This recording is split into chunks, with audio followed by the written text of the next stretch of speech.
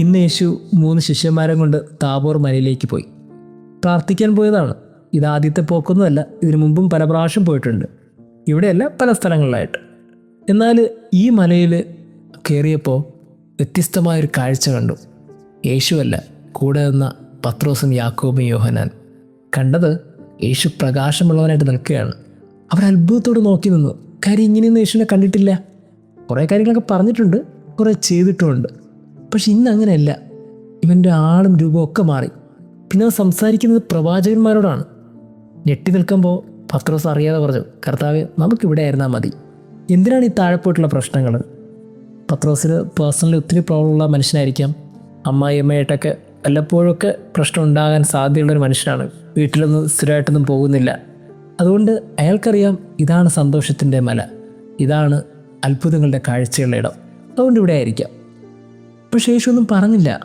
യേശു അവിടെ നിന്ന് ഇറങ്ങിയിട്ട് ഒന്നും മിണ്ടാതെ ആ ഇടം തൻ്റെ ഇടമല്ലെന്നവരെ ബോധ്യപ്പെടുത്തി. ആ സന്തോഷത്തിൻ്റെ മല, അത്ഭുതത്തിൻ്റെ മല അല്ല അവരുടേത് എന്ന് യേശുവിന് അറിയാമായിരുന്നു. എന്നിട്ട് യേശു മറ്റൊരു മലയിലേക്ക് പോയി. അത് ഗെത്സെമനിയാണ്. അവിടെ യേശു ഒറ്റയ്ക്കിരുന്ന് കരഞ്ഞ് പ്രാർത്ഥിക്കുമ്പോൾ ഒരു കല്ലേറ് ദൂരത്തിൽ ഇവരുമുണ്ട്. യേശു നിലവിളിച്ച് കരഞ്ഞു. ആ കരഞ്ഞ സമയത്ത് ഇവർ യേശുവിനെ ഇങ്ങനെയൊന്നും കണ്ടിട്ടില്ല. അതുകൊണ്ട് ഇവർക്ക് യേശുവിനെ അടുത്തിരിക്കാൻ പറ്റിയില്ല. അവർക്ക് കരയുന്ന യേശുവിനെ വേണ്ടായിരുന്നു. നിലവിളിക്കുന്ന യേശുവിനെ അടുത്ത് നിൽക്കാൻ ഇഷ്ടമില്ലായിരുന്നു. അവനോടൊപ്പം ഉണർന്നിരുന്ന് പ്രാർത്ഥിക്കാനൊക്കെ താല്പര്യമില്ലായിരുന്നു. അതുകൊണ്ടൊരു മാറിയിരുന്നു. എന്നാൽ അവിടെ യേശു പിടിക്കപ്പെട്ടു. ദുഃഖത്തിൻ്റെ, ഒറ്റപ്പെടലിൻ്റെ, കണ്ണീരിൻ്റെ മലയിൽ യേശു ഒറ്റയ്ക്ക് നിന്നു. അപ്പോഴും യേശു ആ മലയിൽ നിന്ന് താഴേക്കിറങ്ങി. ഈ 2 മലയും യേശുവിൻ്റെ അല്ലെന്ന് യേശുവിന് കൃത്യമായിട്ട് അറിയാം. ഏറ്റവും സന്തോഷത്തിൻ്റെ, അത്ഭുതത്തിൻ്റെയും താബോറും ദുഃഖത്തിൻ്റെയും കണ്ണീരിൻ്റെയും ഗെത്സെമനിയും അവൻ്റേതല്ലെന്ന് അവന് നന്നായിട്ടറിയാം. എന്നാൽ മൂന്നാമത് യേശു ഒരു മലയിലേക്ക് കയറി. ആ മല സന്തോഷത്തിൻ്റെ അല്ല, അതീവ ദുഃഖത്തിൻ്റെ അല്ല, രക്ഷയുടെയാണ്. ആ മലയുടെ പേരാണ് കാൽവരി. യേശു മൂന്നാമത് ആ മലയിലേക്ക് കയറി. അവിടെ കയറി സന്തോഷത്തോടെ എല്ലാവർക്കും ക്ഷമ കൊടുത്തു. എല്ലാവർക്കും ബന്ധങ്ങളെ ചേർത്ത് പിടിച്ചു. എല്ലാവർക്കും അവൻ മാപ്പ് നൽകി. എന്നിട്ട് സ്വർഗസ്ഥനായ പിതാവിൻ്റെ ഹിതം നിറവേറ്റി ഈ ഭൂമിയോട് വിട പറഞ്ഞു.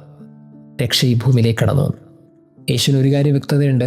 സന്തോഷത്തിൻ്റെ താബോറും അതീവ ദുഃഖത്തിൻ്റെ ഗെത്സെമനിയും അവൻ്റെ ഇടമല്ല, കാൽവരിയാണ് അവൻ്റെ ഇടം. ആ മലയിൽ അവൻ സന്തോഷത്തോടെ കയറി. അവിടെ അവനായിരുന്നു.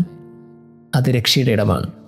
സ്നേഹമുള്ളവരെ, നമ്മുടെയൊക്കെ ജീവിതത്തിൽ ഏറ്റവും വലിയ സന്തോഷമുണ്ടെന്നുള്ളത് നമ്മൾ കരുതുമ്പോൾ അത് നമ്മുടേതല്ല. ദുഃഖത്തിലാണെങ്കിൽ അതും നമ്മുടേതല്ല. എന്നാൽ രക്ഷയുടെ ഒരിടമുണ്ട്. അവിടെ ഉദ്ധാനം കാത്തിരിപ്പുണ്ട്. ആ ഇടമാണ് നമ്മുടെ ഇടം.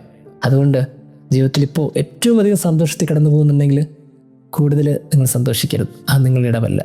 ഏറ്റവും അധികം നിരാശയിലും കണ്ണീരിലും കടന്നു പോകുന്നുണ്ടെങ്കിൽ അതും നമ്മുടേതല്ല. എന്നാൽ മറ്റൊരിടമുണ്ട്, രക്ഷയ്ക്ക് വേണ്ടിയുള്ള ഇടം, 3-ാം നാളിലെ ഉത്ഥാനത്തിന് വേണ്ടിയുള്ള ഇടം. ആ ഇടം സഹനത്തിലൂടെ കടന്നു പോകേണ്ട ഇടമാണ്. ആ ഇടത്തിൽ നിങ്ങൾ ക്രിസ്തുവിൻ്റെ കാലടി പിൻചെന്ന് പോകേണ്ട ഇടമാണ്. കുതറി മാറാത്ത സ്നേഹത്തിൻ്റെ ഇടമാണ്. ആ ഇടത്തിൽ നിങ്ങൾ എത്തിച്ചേരുമ്പോൾ അവിടെ രക്ഷയുണ്ടാകും, അവിടെ ഉത്ഥാനമുണ്ടാകും. മൂന്നാമത്തെ ഒരു മലയിലേക്ക് കയറാൻ ധൈര്യമുണ്ടോ? എങ്കിൽ ഈ തപസ്സുകാലം ധന്യമാണ്. ദൈവം നമ്മെ അനുഗ്രഹിക്കട്ടെ.